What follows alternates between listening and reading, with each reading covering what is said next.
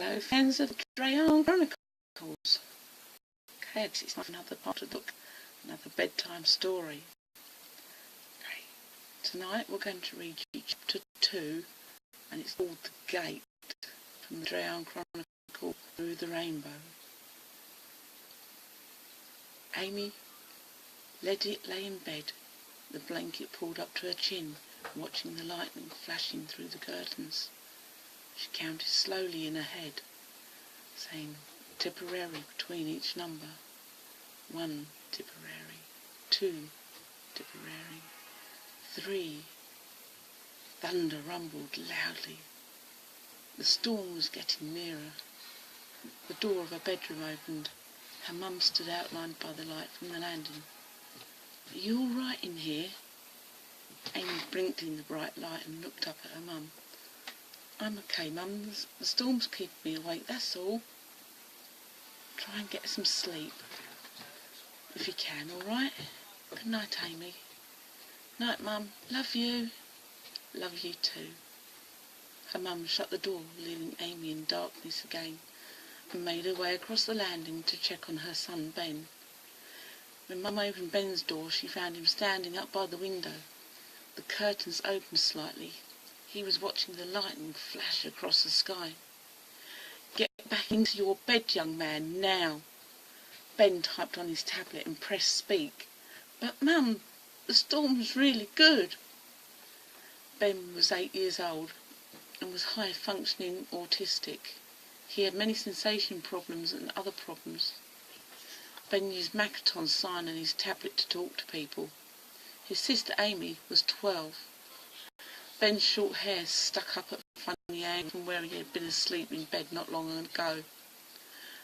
"Bed now," his mum said sternly. Ben jumped into his bed and pulled his duvet up to his chin. "Good night, young man." "Night, Mum," typed Ben. His mother shut the door, but staying in bed was something that Ben could not do. He stayed in bed a few minutes, just until he was sure everyone had gone back to sleep, and then he snuck quietly back to the window to watch. In between the thunder, Ben could hear voices calling, as if from far away. They were calling him and Amy. They needed help. Ben returned to his bed. He sat under the covers and listened, and waited for morning. When daylight came, he would dress quickly and get his sister Amy. The wind had been howling all night. The old sash window rattled in its frame, and the loose drainpipe at the side of the house kept hitting the wall. Amy had been awake for most of the night, grabbing bits of sleep here and there. She hoped that now the storm had passed, she could have a bit of a lie-in and get some sleep. But the daylight began to creep in. A bright beam of light shone through the gap in the curtains, right into Amy's eyes. She jumped from the bed and rushed to the window, a little bit annoyed. Amy grabbed the curtain and was about to pull it shut, when a chorus of voices screamed her name, urgently calling for help. Amy shut the curtain quickly. For a moment Amy thought that the noise had woken her parents. She listened. As I saw the floor creak, she waited with bated breath. The door opened. It was only with his tablet. "Oh, they are calling us." Amy looked quizzically at him. Ben went to her wardrobe and started pulling clothes out. He typed almost frantically, "It's time to go, come on." Amy did not need telling twice. She was not sure what was going on, but she was going to find out and make sure that her little brother was all right.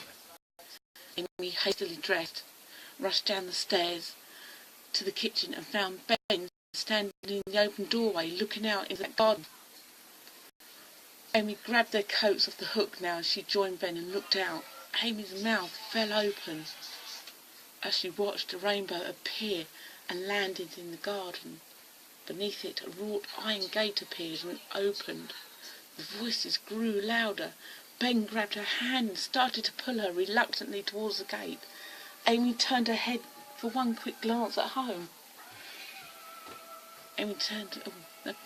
and her parents' window. Ben pulled harder. "Come on," typed Ben, and pulled her through the gate. The house vanished behind them. The gate disappeared from the garden and the rainbow faded. Their parents slept on, unaware that Amy and Ben had gone. Time slowed right down. A corridor of many colours, all swirling into one another, stretched before them. They rode on an escalator of colours. Ben released his grip on Amy's arm and both relaxed. Their cares and worries drifted away as they watched entranced. Gentle voices washed over them like wind, worried where they were going or thought anything. The only thought that went through their minds was how peaceful it was here.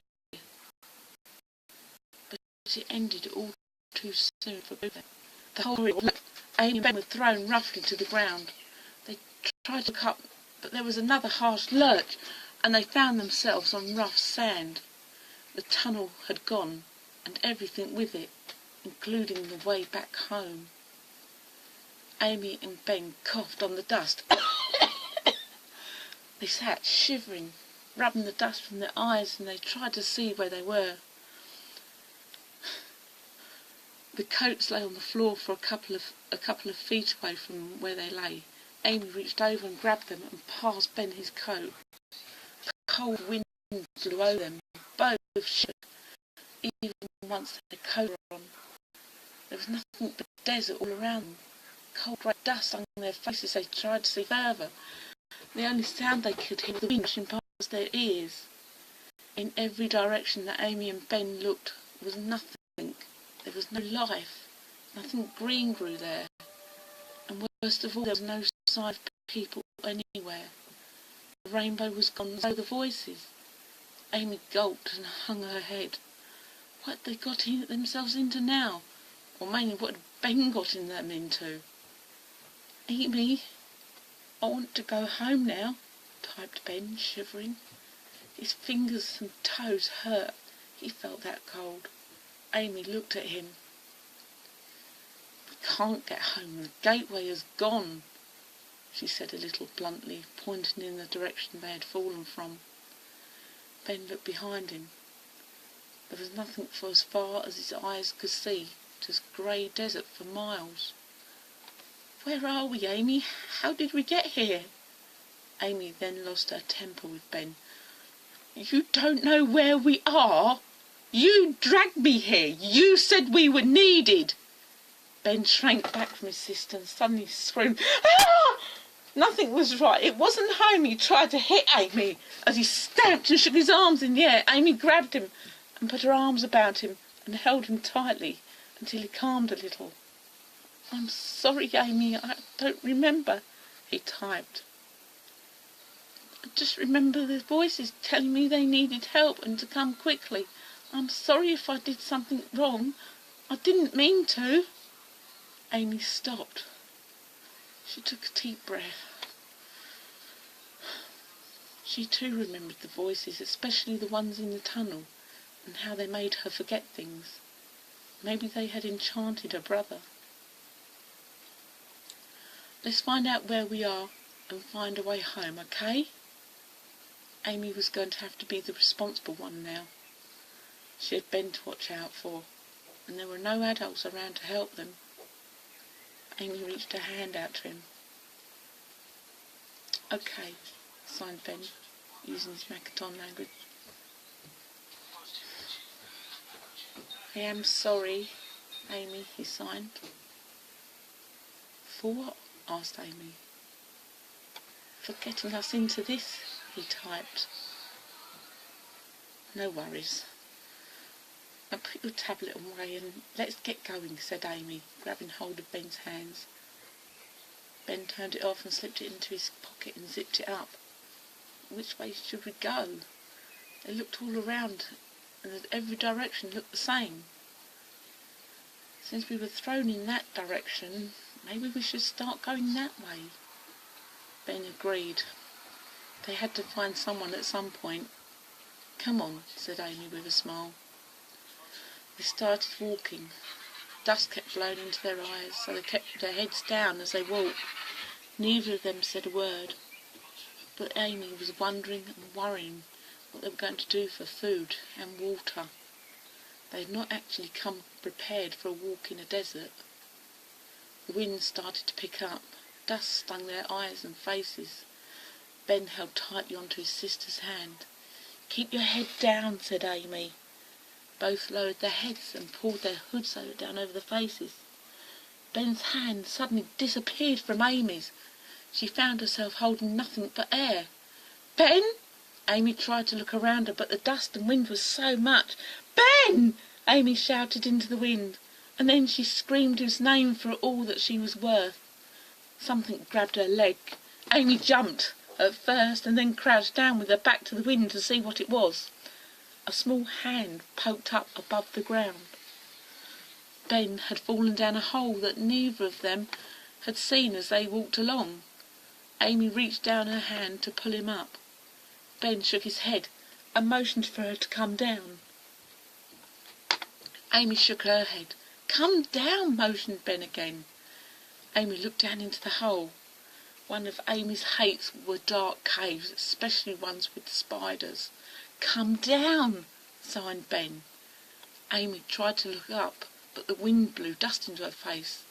Amy took a breath, then jumped down. The noise of the wind stopped suddenly. "Are you all right?" Amy looked up at Ben. "Yes, I'm okay," signed Ben, and helped her up. "Look, the tunnel leads down. It has openings in the side to left and right," Ben signed. Amy looked about and looked over to where one of the openings were.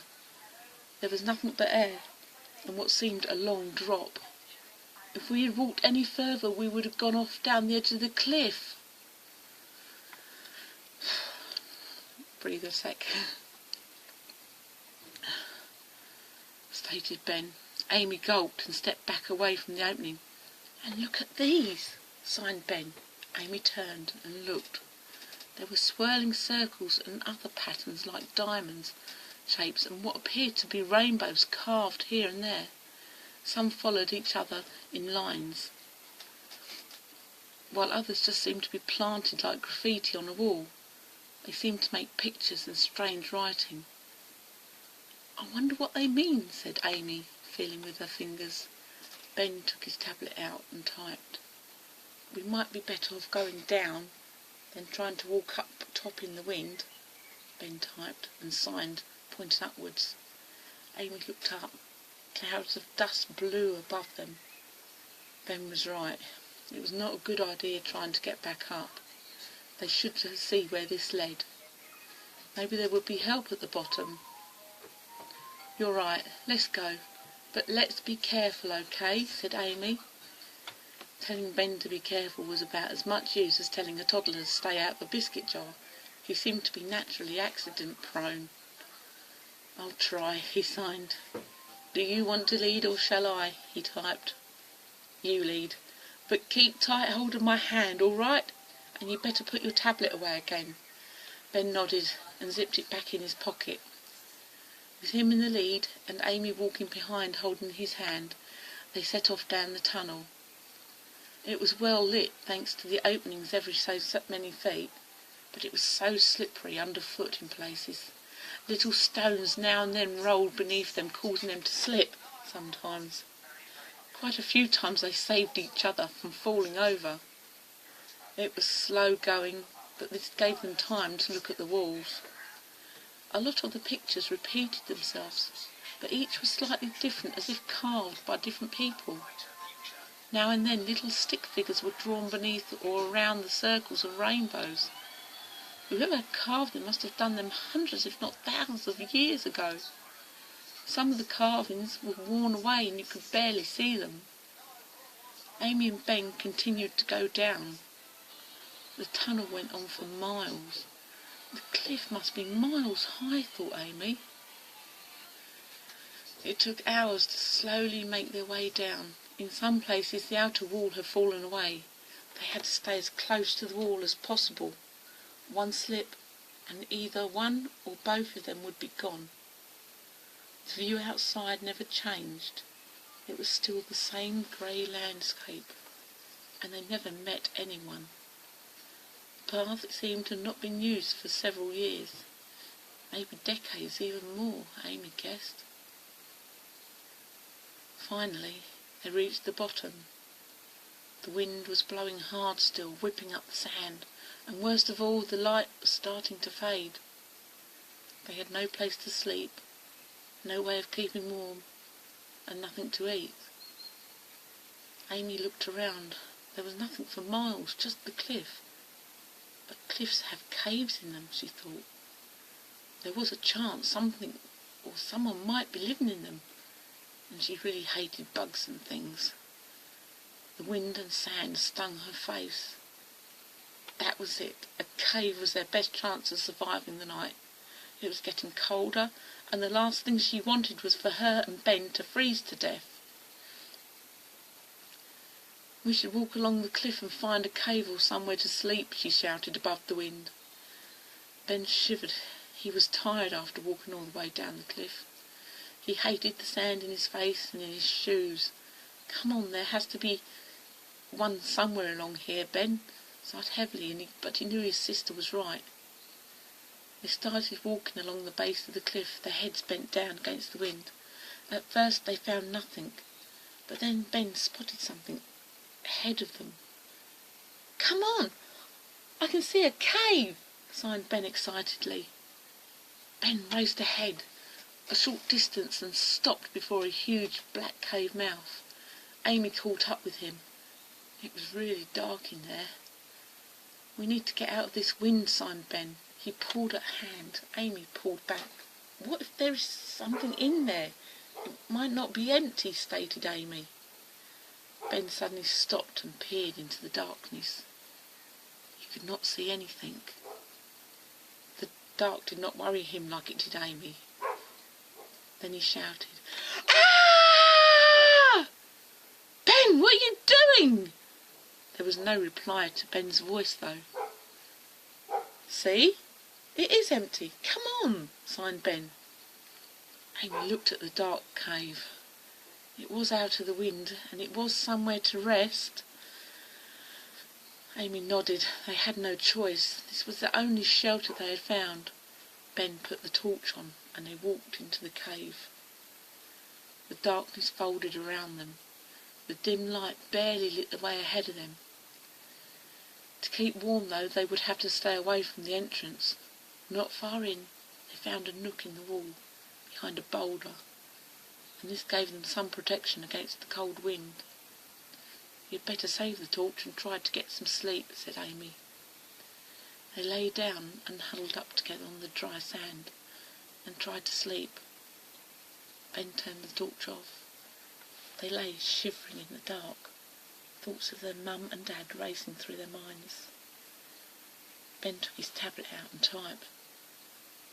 "Do you think we will see Mum and Dad again?" he asked. "Of course we will. We will get back home, don't you worry. Get some sleep now. We will find someone to help us in the morning. Good night, Ben." Then thought for a moment, then sighed deeply, and typed again. "I'm sorry for bringing us here, Amy." Amy squeezed him tightly. "At least we're together. Get some sleep now, okay? Night, Ben." "Good night, Amy." Ben turned off the tablet and zipped it away in his coat. They lay huddled together in the darkness, their tummies rumbling. They were cold and hungry. Amy hoped that tomorrow they would find someone to help them. They shivered and tried to sleep. That was when the sob came. Both of them sat up. Ben turned on his torch. "There is something else in this cave," sighed Ben. There was a scuffling noise coming from further in. The dim light showed them nothing. "Let's just find another cave," said Amy, pulling herself up. It could be dangerous." Another loud sob came out of the darkness. "I don't think it is dangerous animal, Amy. It sounds like they need help." Amy looked at her brother as he signed. He was right. Whoever was in the tunnel sounded really upset. "Who's in here?" shouted Amy, fearfully. Nobody replied. But another loud sob came out of the darkness, and a voice wailed. "It didn't work!" The voice sobbed, heartbroken. "It didn't work!" Well, that's the end of chapter 2, guys. Well, I hope you enjoyed listening to the bedtime story, and I'll try and do another one maybe tomorrow night or the next night. Okay, thank you for watching. Bye.